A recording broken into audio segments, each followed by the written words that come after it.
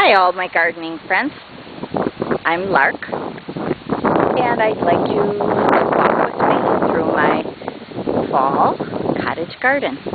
This will be the last video of the garden because it's going to get chopped down. Here we have my purple dome aster and eupatorium chocolate, which has darker foliage until about the heat of summer, but it gives a nice contrast with that silver artemisia during the summer, more of a burgundy chocolate foliage. Now it has the white flower, so it brightens up the garden. Of course, the autumn joy sedum is always welcomed in the fall garden, so drought tolerant. And Nautia, it's been blooming since June. I think the first week in June. That's that little burgundy flower.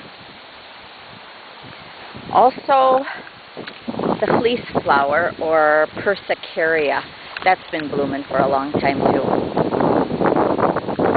Really windy today. We're going to get cold. This is fireworks goldenrod. I like that bright arched habit it has in the garden. And also morning light grass, very fine leafed with a little white variegation in it. I'm growing sweet autumn clematis up this Austrian pine, which I think is dying, but I'm going to keep it up for its structure in the garden till it can't stand up anymore, and let this sweet autumn crawl all over it. So I put chicken wire on it so the sweet autumn has something to attach to tightly.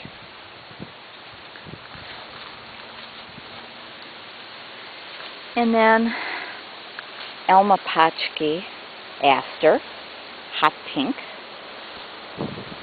Gets about 4 foot, but this one here I happen to prune so it stays shorter, blooms shorter. Trumpet vine, it's ending.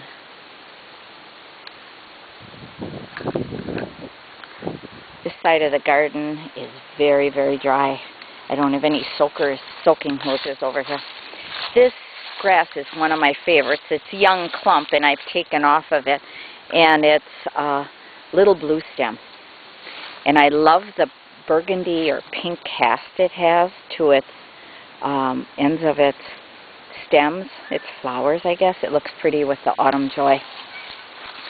Then I put over here a miscanthus Dixieland, and Dixieland, and it should get about 6 foot or so. That's young, and mostly white in the variegation, so it'll look like that one off in the distance there. That's the mother plant. And I planted about maybe 6 more in the garden, so it really brightens up areas of the garden. You know, there's a nice ground cover. It's an ajuga, and it's called Caitlin's Giant. And if you like the ajugas, this has a burgundy foliage, a burgundy tint to it. This is a nice one because it gets a larger flower on it. Cobalt blue type flower, stands probably about 8 inches, the flower, but the foliage is larger than the regular ajuga, and it's kind of glossy. This is bone dry over here, so it really is drought tolerant, but I do water it to perk it up a little bit. This is my lemon balm I keep over in the dry area, and peppermint. Doesn't spread as fast then, and I use quite a bit of it so it stays in bounds. I better get walking because I only have 10 minutes. I am laying Dave thatched and plugged the lawn, so all the grass that he took out I put in some areas of the garden, and I have it on too thick now, but I just wanted to get rid of it out of the trailer, and I have to spread it thinly throughout the garden. Diablos are nice in the garden too. Then we have the big zebra grass. Wonder if this wind is bothering my speaker here. So all those perennials I showed you in the beginning, I keep repeating them throughout the garden to give even flow through the garden. This is little zebra. Gets about, 4 foot?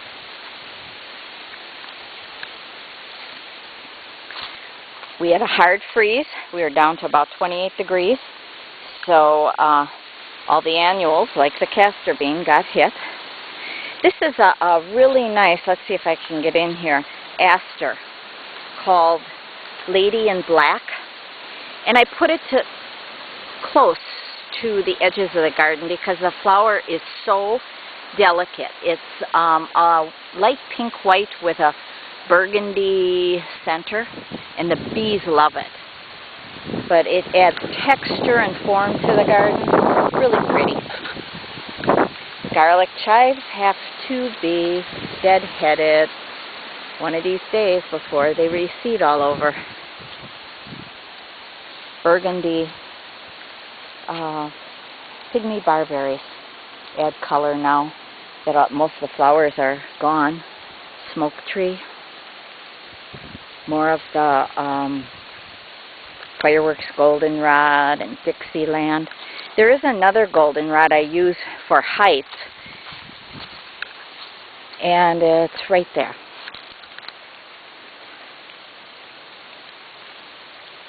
I don't know the name of it, but I like it.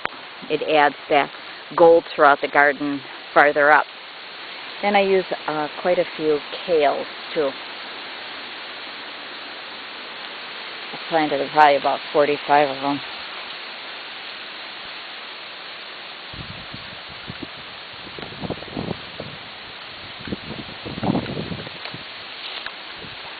More artemisia. So the colors are so pretty right now here in Wisconsin. This mum is sad. I didn't fertilize it enough and it needs more worm tea or worm castings next year. I didn't know if it worked out in a container, and it did, so I'll take better care of it.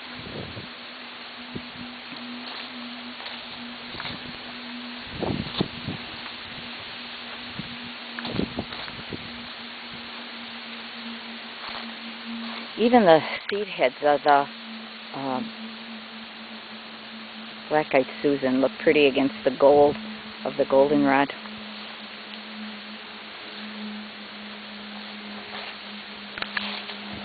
And another favorite is the blue, this is the different kales, I think Peacock and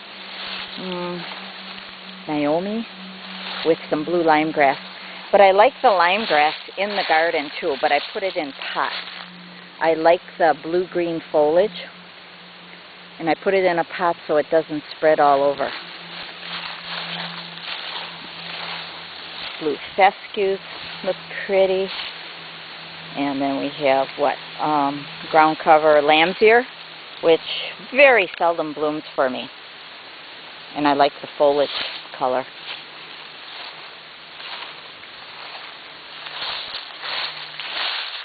Another nice white in the garden, and I hope I can get it. We'll be raking leaves and putting them on the compost pile, chopping them up. Wish I could afford one of those shredders. This Boltonia, nice white, tall, probably 4 to 5 feet. Nice tall white in the garden, in the fall garden. And you can see a little bit of the Dixieland grasses that will be bigger clumps next year.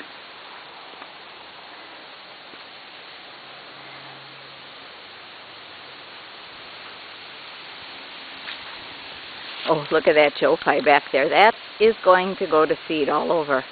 I will be picking that or cutting it and putting it in a bag so it doesn't blow all over. And then I'll let the seed go in my wild area. So thanks for watching my autumn garden. And check out my website, www